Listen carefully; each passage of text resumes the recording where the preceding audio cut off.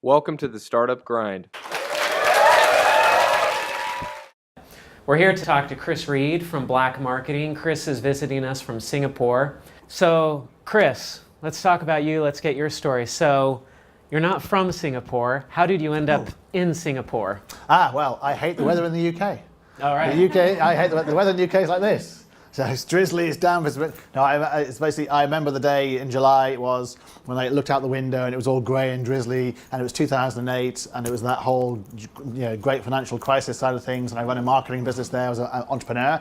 I thought, I need some sun, I need some light, I need to go somewhere where I can be an entrepreneur and experience what it's like to be an entrepreneur. And Asia was the most obvious place to come. So I looked at both Hong Kong and Singapore, and it just so happens that Singapore was the one that I eventually chose because of circumstances and because of LinkedIn as well. I reached out to people using LinkedIn, and people actually put in the direction of Singapore more than they did in Hong Kong at the time. So that's where the potential, that's where the germ of the idea came from. And you had a wife and kids at this time, right? No, none of those kind of things. I had ex-wives, and I can't say ex-kids because there's obviously still kids with you. So you didn't have to convince anybody to move with you? No, not at all. It's very much about, I ran my own business in the UK. We had sold it to a bigger company, and they basically had run out of money. So we eventually bought back the company, and then we basically were creating the business, building momentum, and then the great financial crisis came in, and the first thing that goes obviously is marketing spend. Yep. Particularly what we were doing, very, very niche marketing, it was partnership marketing. So that convinced me I needed to be an entrepreneur somewhere else, and actually being in London was quite interesting, because being in London, basically entrepreneurs and marketing people just look at London. And that's it. Basically, London might look at the Greater London, might look at England. If you really look at the United Kingdom, they never look at Europe. Whereas over here, the first thing that somebody said to me is basically, you got a regional job, your job is to focus on the whole of the Asia Pacific. I go, my God, the whole of Asia Pacific? Yeah, including Japan and China and India and Indonesia and Malaysia and Australia. I'm going, oh my God, the mentality was just completely different. And that's what really was so refreshing, because people don't look at one country over here. So you were free, you had no ties, you were able to move over here to Asia. You thought Singapore is going to be a great place, I'm going to Singapore. Yep. But did you have a job when you moved to Singapore, or was it just, hey, I'm going to move to Singapore? I was commuting between my old job, as in my company in the UK, which I'd handed over to an MD, but I was still doing new business development, and I was actually using LinkedIn over here to find a job over here. So I had no job when I came over to Asia. So I basically just threw the dice. And I say, okay, let's go for it. Let's see what happens. But using, faith, using the fact that I still had this role in the UK, where, but I knew it was going to come to an end between 3 and 4 months' time. I knew I needed to basically create something and make something happen over in Asia. So I networked like mad, as you can imagine, as you'll be doing, as lots of people do here. You just keep on networking until something basically clicks. And don't forget, this is 2009, where you came over here. It's like, what recession? What great financial crisis? That didn't really happen over here. Whereas in the UK, it was all doom and gloom and austerity. And in America, it was all doom and gloom and banks going under. Over here, it's like the banks are posting record profits, and there was a recession for like a month. Sometime in 2008, it was like, but then it finished and that was over. And that's the amazing thing about places like Singapore and Hong Kong, is they seem very, very resilient. So you landed in Hong Kong. How long was it before, Singapore. You landed in Singapore. I'm stuck on Hong Kong. You landed in Singapore. How long was it before you came up with the idea to start the business that you have now? And was that the first idea that you had? No, because it took me some time to obviously get acclimatized to the culture. It took me time to get used to people saying yes when they meant no. It took me time to that whole, I had a job here, and for the first 6 months I went to meetings, and I came back from the meetings and went, got another one, fantastic, amazing, got another one. And 6 months later I'm going, I'm sure some of these deals must have come in by now. It's like, none of these deals have come in at all. And someone had to explain to me, they say yes to you, but they mean no, but they just don't want to say yes. And it's like, I don't want to say no. It's like, okay, I'm going to get my head around this. But it was because I started using LinkedIn in this role. So I found my first 3 jobs using LinkedIn. So I reached out to people in the UK and said, do you know people in Singapore? They said, yes, go and talk to this person, go and talk to this person. And they said, yes, I'll have a cup of coffee with you, because Singapore's that kind of place, like Hong Kong is. People say yes. It's very easy to have a cup of coffee with someone, whereas in London, people would say, oh, maybe in 6 months' time, if you're lucky and if the weather's right. Because obviously it's very cold, like this. People are particularly, they don't want to go outside and actually network, they want to go home, they don't want to go out. Whereas in Singapore, they actually do say yes 24/7, 7 days a week. They like going out, and they like meeting new people. And because you have 1 in 3 people there who are expats anyway, there's a mentality there where people do take a risk to actually meet you. So I found these jobs which weren't advertised through people I met on LinkedIn. And then the bigger role I had was a regional partnerships director, where I had to generate new business. And to generate new business, people said to me, here's a database. So I had this amazing database from my team. So I mailed them all out, and they bounced all the way back. And it's like, okay, why are they bouncing back? Oh, people here change jobs all the time. It's like, oh, okay. Another cultural thing, people change jobs on a regular basis. Okay, start using LinkedIn. And with LinkedIn, people keep their contact details up to date. Right. Because it tends to be their personal details. So then we started winning business using LinkedIn. Not just Singapore business, but regional business from China, with big brands, big multinationals. But it's all through LinkedIn, all through connecting people on LinkedIn. And then my company said to me, well, why don't we do some training? Tell other people how you actually use LinkedIn to generate this business. So I started doing training in places like Dubai and the UK and Australia, and even the United States, about how you use LinkedIn for what is now known as social selling. At the time, it was just, we're using this HR database for selling, because my philosophy was, if you can find a CMO for HR, you can find a CMO for new business. And it seemed to work. And then a couple of years went by, and I started enhancing my personal profile, and people kept on coming up to me and saying, can you do my profile for me? And I will pay you. And I went, dum! That's when it happened. So when I became permanent resident in the UK, in Singapore, it's then easy to set your own business up. And then that was the spark where I actually went for it there and then. Plus the fact I had 2 companies who did not pay me. So I had 2 jobs who didn't pay me. And I went, okay, I can't have this happen anymore. I can't rely on other people to basically pay me. I will create my own way of actually making sure that people pay me. I have my own responsibility to make sure that people are going to pay me. And that's by being an entrepreneur and using the LinkedIn. And that's where the black marketing came from. Okay. So it's a very natural, organic process. I mean, you kind of stumbled into it. At what point did you take that leap and say, I'm going to do this, I'm going to start this business? It was during the second job I'd had, where basically the company did not pay me. So at that point, I was like running out of money. I'd sold my flat in the UK to basically finance myself. And at that point I went, okay.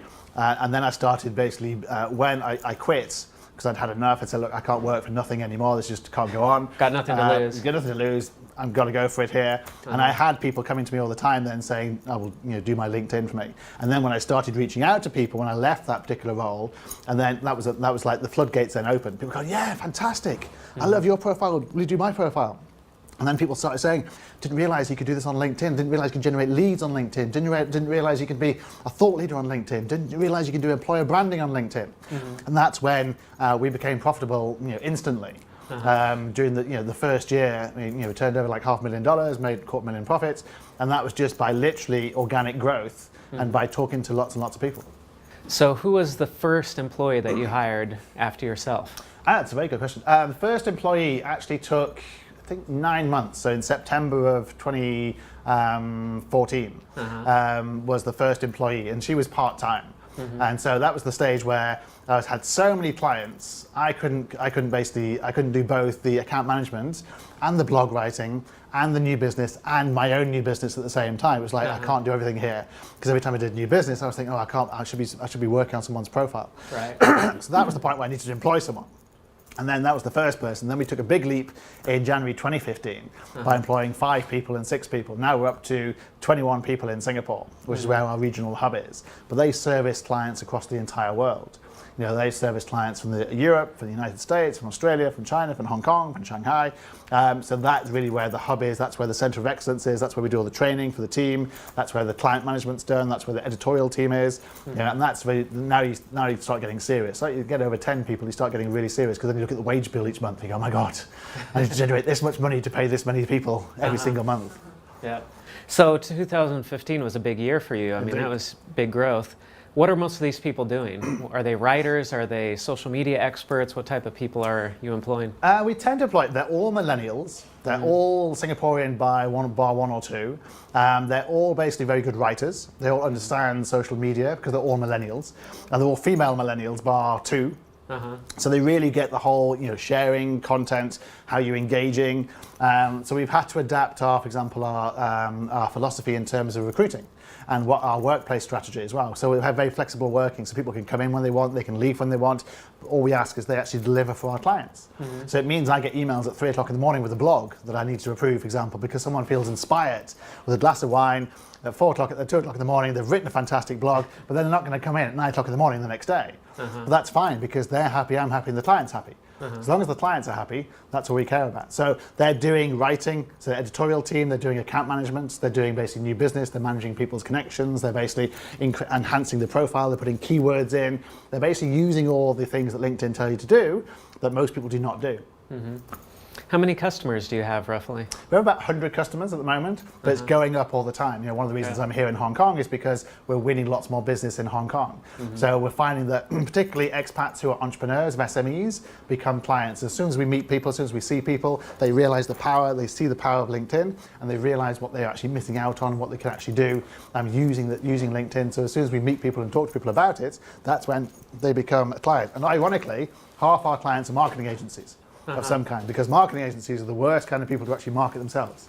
It's completely ironic. And you and I have talked about this. I run a marketing agency, and I came to Chris and I was like, I don't have time to do this myself, and this is what we do, but I don't have time to do it. We do PR for PR agencies, we do content for content agencies, we do social for social agencies, we do communications for communications agencies. Because they do it for clients, and they're very good at doing it, but they're not very good at doing it for themselves. Yeah.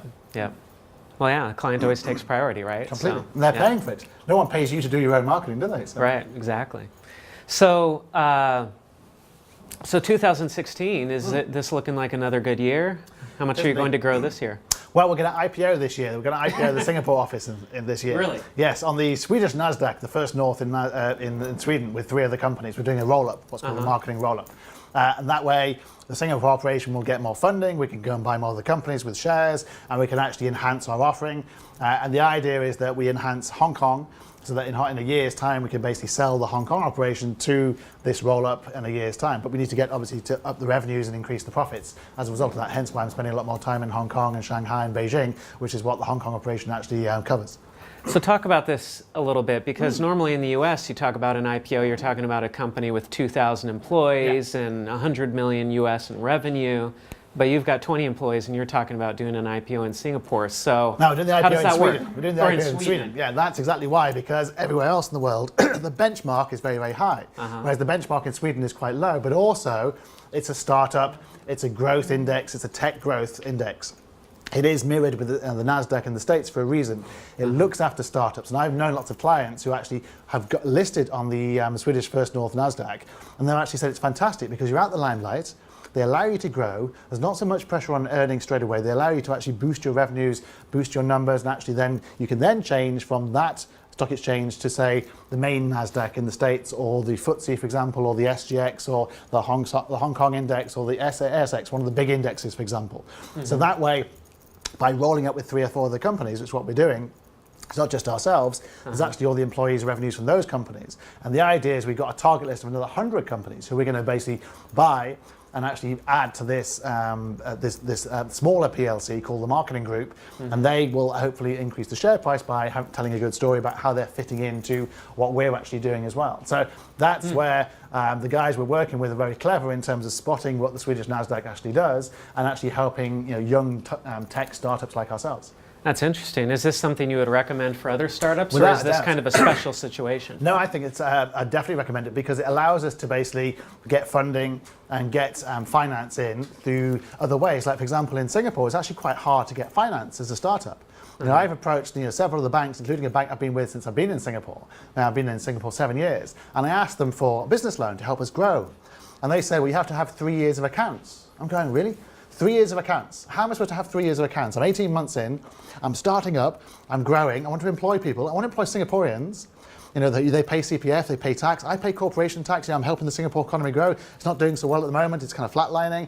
I'm actually giving jobs to Singaporeans, they're paying CPF, and they're saying, you don't want me to do that because I haven't got 3 years of accounts. And we went to about 4 different banks. We finally went to one who let us off with the extra 6 months and said, we normally ask for 2 years, But because we're backed by Spring in Singapore, which is the government initiative in terms of helping small businesses, will allow you to submit 18 months of accounts. So eventually they gave me a loan at a very good rate to allow us to basically grow faster. Interesting. Yeah, my experience with banks has been that you go to them and you ask for a loan and they say, well, you need to put up the amount of money that the loan is for. Yeah. And you're like, wait, so I need to have the money in order to get the money. But if I had the money, why would I ask you for the money? And I've had these conversations with banks, and yeah, it's interesting.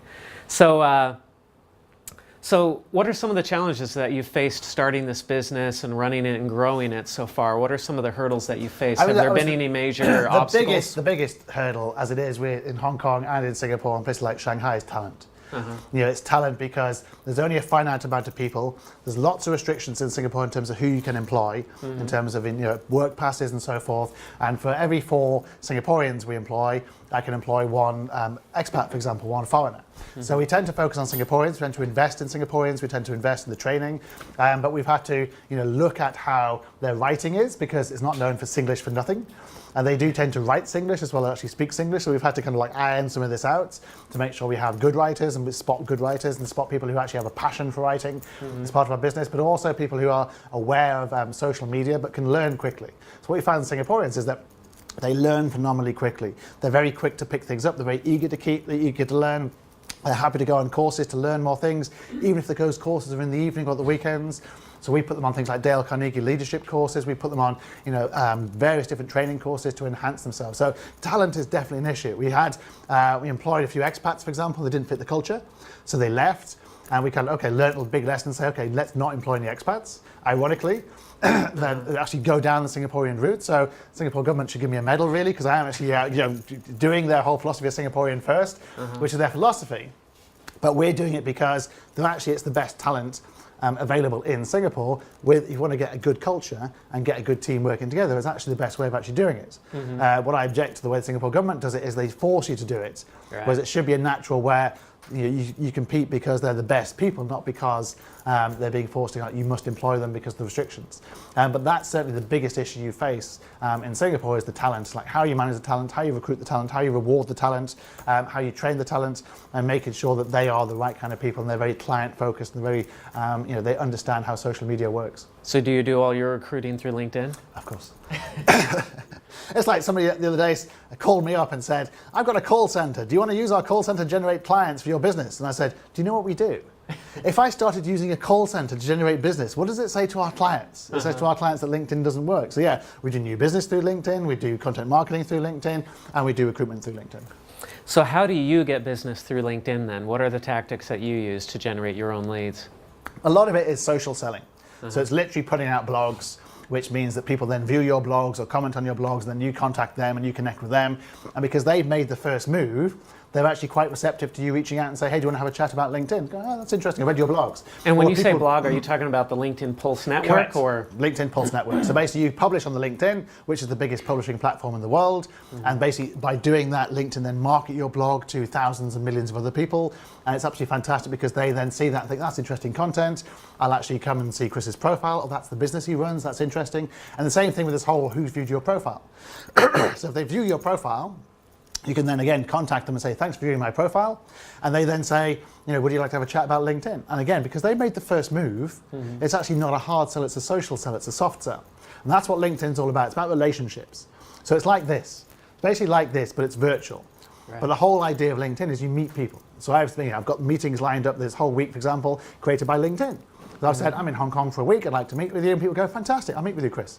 And because you're initiating it through LinkedIn, because they can see your profile, they can see your company, they can check you out before they say yes. That's the difference between that and say cold calling, where you ring somebody up and they're completely unprepared, you know what they're doing, they don't know who you are, and basically they're going to say no. Whereas social selling has a higher proportion of people saying yes because they can see who you are before they say yes. So do you have any case studies of clients that have used this successfully that you can talk about? To give some other examples? I mean, everything from, for example, we have financial services clients in Europe who actually were so successful in Europe, we actually brought it into Asia. We do also like 5 countries now in Asia, and they generated clients literally by targeting people through LinkedIn, using emails on LinkedIn, using the data on LinkedIn, with a very discreet, very focused message, having enhanced their company page, having written blogs for all their senior executives, and actually generated business through major banks across Europe, across Germany, across the UK, across Asia, across Australia, purely by LinkedIn. And that's one example. Another example is we're an education brand we work for in Singapore. They're looking for franchisees. And so we approach people and you think, well, how do you target someone who wants franchisees? Well, basically it's an investment. So we target wealthy Singaporeans, for example, in Singapore, who are interested in education and say, would you like to have a franchisee of this particular establishment? Because they've heard of the brand, because they've seen the guy who runs it and they like what he puts out there, they say yes. They say, yes, I'm very interested in this investment opportunity. And we know about education in Singapore. You know, it's very lucrative to have education establishment in Singapore. So those two things work together, but it goes across the board. Any B2B company, it works for phenomenally well. But even B2C companies, it works for an employer branding point of view. So we have a client in Singapore who are B2C, one of the biggest retailers in the country, and they wanted to actually engage employees. So we actually got the guy in charge to put all his achievements up, because he had loads of achievements which he didn't bother putting on LinkedIn. He didn't basically tell everybody he was this, that and the other, and he'd been knighted by the Queen and so forth. And actually, little things like that. And we basically put blogs out there saying about how his company was about employees first, not consumers first. Because he believed that employees, if they were happy, treated customers right. Whereas you put customers first, then employees actually feel resentful about that. And they want, no, I should be treated first here. And actually we put that out there so that actually he enhanced his capability to employ people in what is a very, very tight labour market. We also found him, for example, partners in other countries like Thailand and Philippines to open up stores over there. So that's another example of the fact it's a global network. And all you have to do is slice and dice all the data on LinkedIn of 400 million people to find the person you want to do business with. Awesome.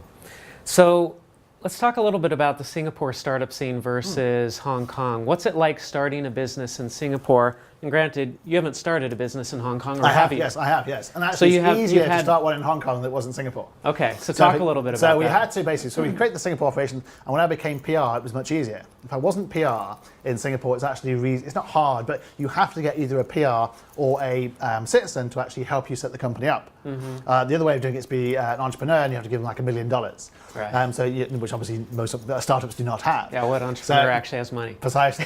So I found that kind of like, that was why when I became PR, it was a catalyst for me to actually start the company, because actually there was no barriers left. And I actually offer that service now for people who want to start companies in Singapore. And I actually say, I will be your silent shareholder so you can actually start it. And then basically after you become PR, we actually give you the shares back, and I keep a minority for just doing the service, and I'll help you with your LinkedIn marketing and so forth, but actually it'll help you launch the company, because actually it's quite hard otherwise. And I found that when I had clients in China, they insisted on having a bank in Hong Kong to transfer the money to. So by necessity, I came here one day for like 12 hours, opened up a bank, started a company literally in about 20 minutes. It was actually harder to open an bank account here than it was to start a company. Yes. Because the bank account people said, I need this document, this document. So I just started a company in 10 minutes. It's like, you're now taking me 3 hours to open a bank account. But actually, so starting a company was no problem at all. I did not need to be PR. I didn't even need an address here. Yep. That was the amazing thing. I just started a company. Like, wow, that's incredible. And now this company actually invoices for everybody in Hong Kong, but also everyone in China, and we can actually get the money out without any hassle. And actually, it's easy for the Chinese company or the Hong Kong company to work with. So from that perspective, actually easier to start a company in Hong Kong than it is in Singapore. Ah, that's interesting. What are some other comparisons between Singapore and Hong Kong? I think the funding thing was interesting. Like, for example, there's lots of events on here as there is in Singapore. There's massive amounts of rivalry between Hong Kong and Singapore about who is the best startup arena.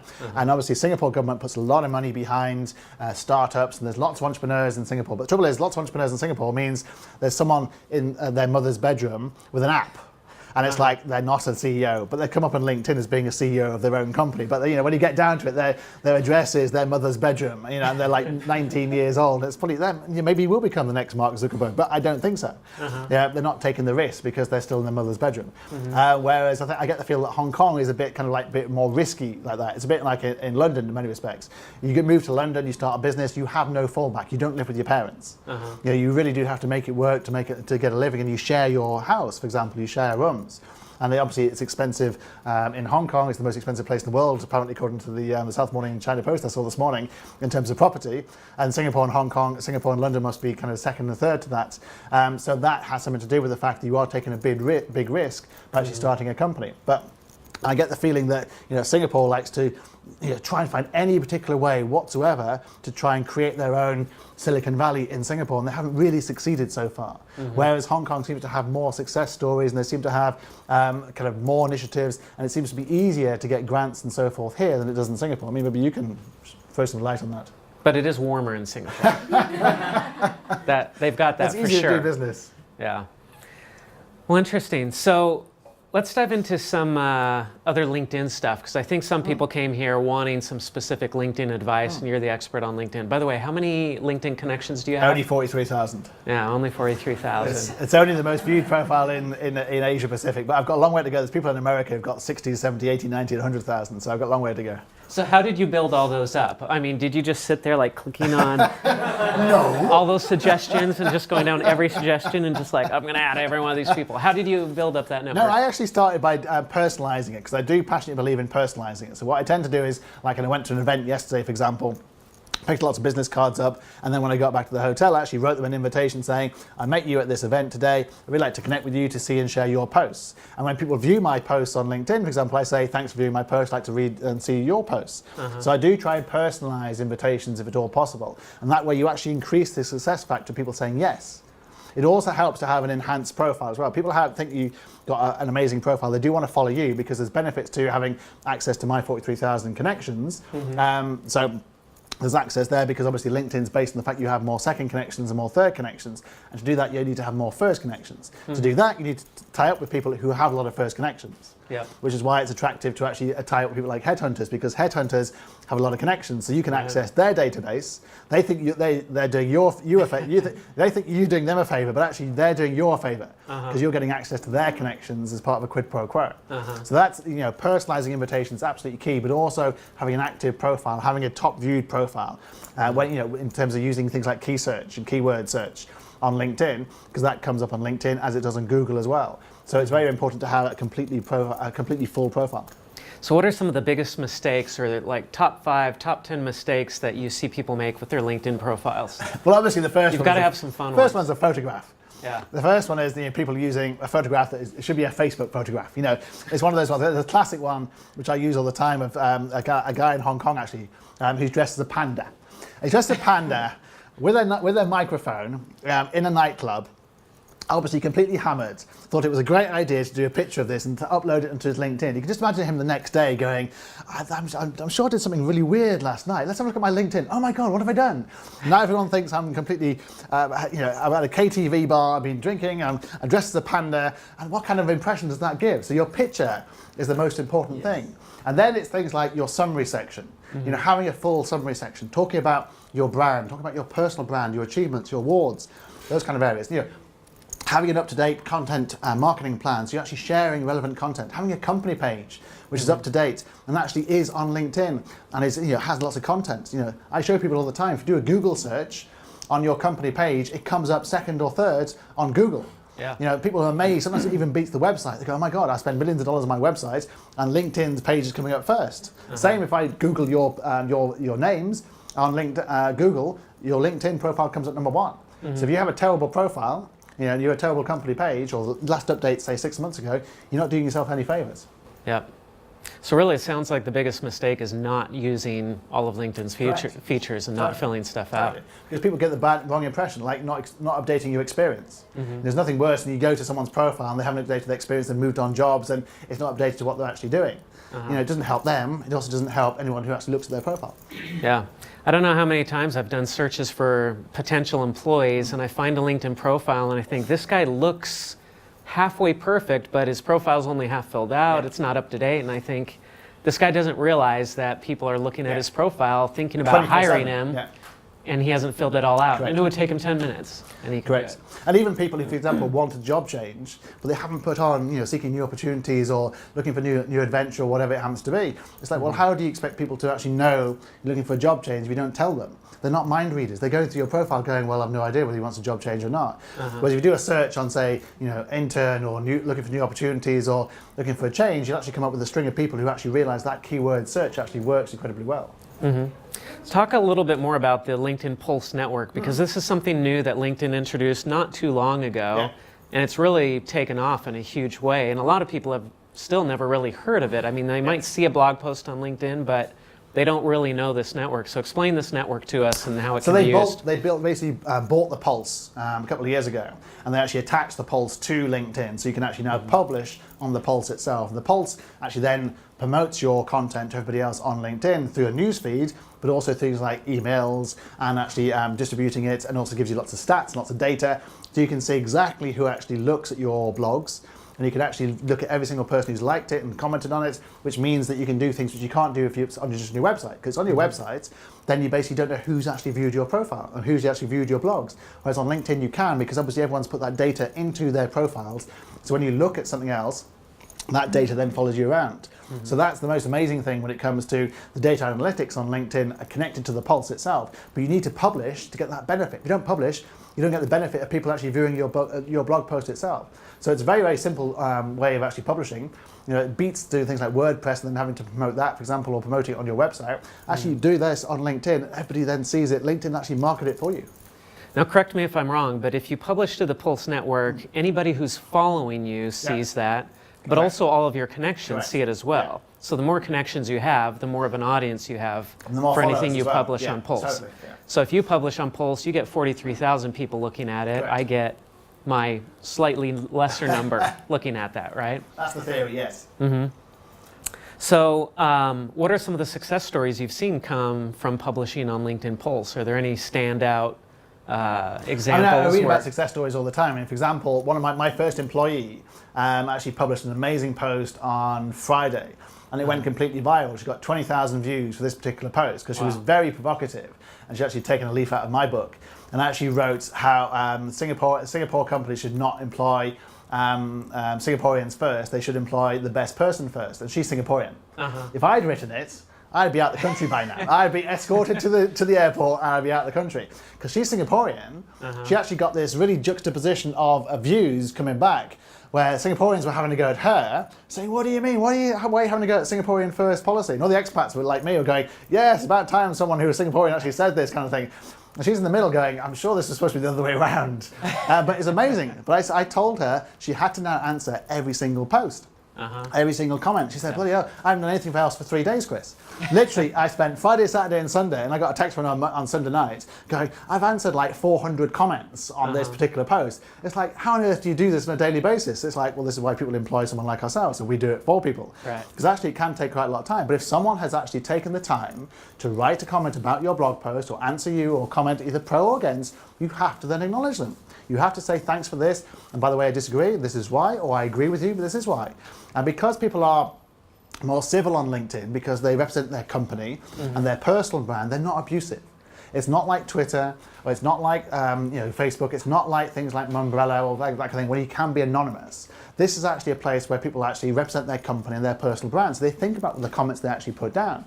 So you have to actually pay them the respect to actually answer back and say what their comment was and why you liked their comment or didn't, and actually keep the conversation going. But she had it amazing, and she will benefit amazingly as a result of that, and she get more views, and her profile get more views, and she's just changed jobs that will help her new job and her new company, for example.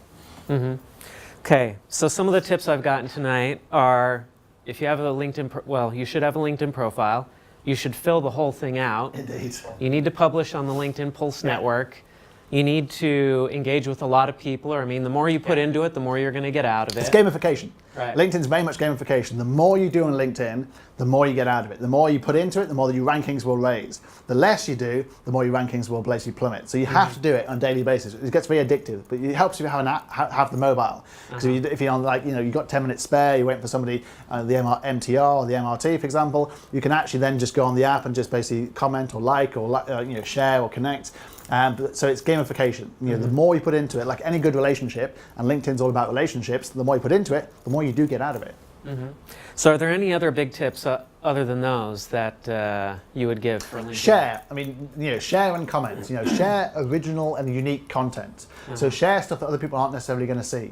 Interesting stories, and not just about your own company. No one wants to hear about your company at the same time. So we don't just talk about black marketing all the time. Occasionally we do. And mostly it's about employer branding. It's talking about how we've gone out for a big night out, for example, and how the team actually responded to that. And we talk about LinkedIn quite a lot, but actually we talk a lot about Asia and technology and innovation and leadership leadership and fintech and being an entrepreneur and all these other things, content marketing, for example, more than we talk about, say, LinkedIn or Black marketing. And that way we bring people into our profiles and our company, and then they get used to us, and then when they actually find out what we do, they're much more likely to take up our services and engage with us, that we just pummel them with our Black marketing services every single day. So that's the quid pro quo, is it's a content sharing platform, just like a networking event like this. You don't just purely talk about your own company at a networking event, and neither should you do that on LinkedIn. All right. Well, thank you so much, Chris, for being here tonight. Really appreciate it. Let's give Chris a round of applause.